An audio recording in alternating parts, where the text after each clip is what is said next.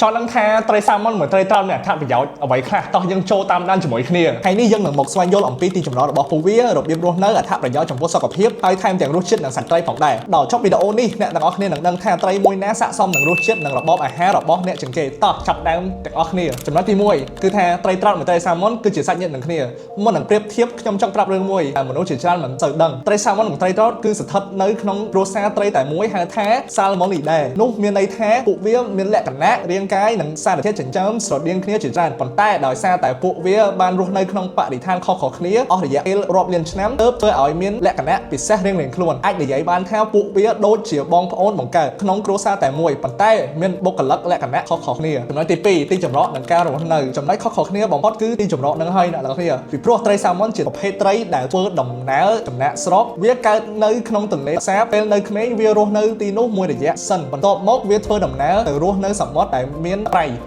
Salmon ខ្លះអាចហែលឆ្លងកាត់ចម្ងាយរាប់ពាន់គីឡូម៉ែត្រអ្វីដែលអស្ចារ្យនោះគឺពេលដល់វ័យបន្តពូជវានឹងត្រឡប់មកកន្លែងកំណើតដើមវិញដើម្បីពងកូនគិតមើលទៅអ្នកគ្នាអ្នកចាក់ចេញពីផ្ទះរាប់ឆ្នាំហើយអាចរកផ្លូវត្រឡប់មកផ្ទះកំណើតវិញបានយ៉ាងត្រឹមត្រូវហ្មងអ្នកគ្នាចំណែកឯត្រីត្រោតវិញត្រីត្រោតភាគច្រើនរស់នៅក្នុងទឹកសាបមួយជីវិតហ្មងអ្នកគ្នាអាចឃើញវានៅតាមទន្លេបឹងនិងអូវាមិនសូវធ្វើដំណើរឆ្ងាយដោយ Salmon ទេបើ Salmon ជាអ្នកធ្វើដំណើរជុំវិញពិភពលោកឯត្រីត្រោតស្រឡាញ់ការរស់នៅជិតផ្ទះចំណុចទី3រូបរាងនិងទំហំពីខាងក្រៅត្រីទាំងពីរនេះអាចស្រដៀងគ្នាប៉ុន្តែបើសង្កេតលម្អិតអ្នកនឹងឃើញភាពខុសៗគ្នាជាច្រើនហើយសាម៉ុនជាទូទៅវាធំជាងខ្លះអាចមានទម្ងន់លើសពី20គីឡូក្រាមចំណុចត្រោតវិញវាមានទំហំតូចជាងពោះពណ៌វិញត្រីសាម៉ុនមានសាច់ពណ៌ទឹកក្រូចឬការឈូកច្បាស់សម្រាប់ត្រីត្រោតវិញវាមានចំណុចខ្មៅនិងពណ៌ចម្រុះស្អាតនៅលើខ្លួនជាពិសេសទៅទៀតត្រីត្រោតអិនតនូអាចហៅថា Rainbow Trout ដែលមានពណ៌ភ្លឺស្រស់ស្អាតខ្លាំងចំណុចទី4អត្ថប្រយោជន៍ចំពោះសុខភាពឥឡូវយើងមកនិយាយអំពីចំណុចដែលមនុស្សភាគច្រើនចាប់អារម្មណ៍នោះគឺសុខភាពទាំងសាម៉ុននិងត្រោតសុទ្ធតែជាអាហារដែលផ្ដល់ប្រយោជន៍ខ្លាំងវាសម្បូរទៅដោយប្រូតេអ៊ីនគុណភាពខ្ពស់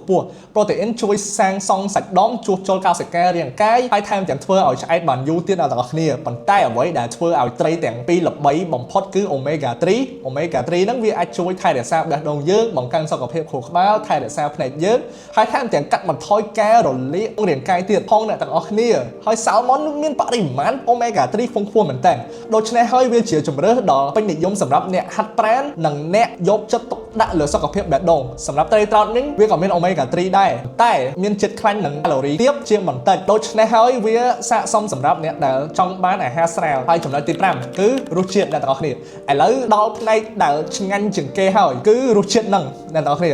ត្រីសាម៉ុនវាមានរសជាតិខ្លាញ់បន្តិចឈ្ងុយនិងសាច់រឹងល្មមហើយមនុស្សជាច្រើនពិពណ៌នាថាវាមានអារម្មណ៍ព្រីមៀមពេលញ៉ាំហ្មងអ្នកទាំងអស់គ្នាហើយហេតុនេះហើយទើបវាត្រូវបានប្រើប្រាស់យ៉ាងច្រើនក្នុង sushi និងម្ហូប fine dining ហ្មងអ្នកទាំងអស់គ្នា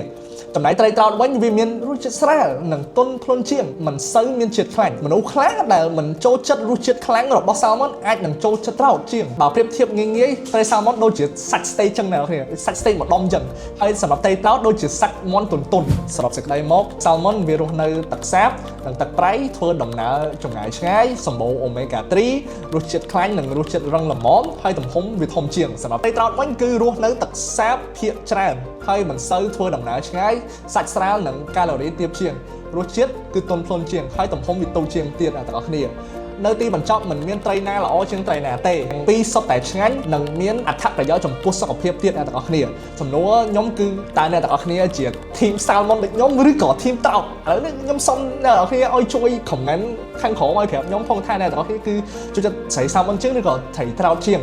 ហើយបើអ្នកទាំងអស់គ្នាចូលចិត្តវីដេអូនេះកុំភ្លេច like follow និង share ផងដើម្បីកុំឲ្យខ្ញុំខកខាន podcast នេះអ្នកទាំងអស់គ្នាបន្តទៀតជួបគ្នាក្នុងវីដេអូក្រោយ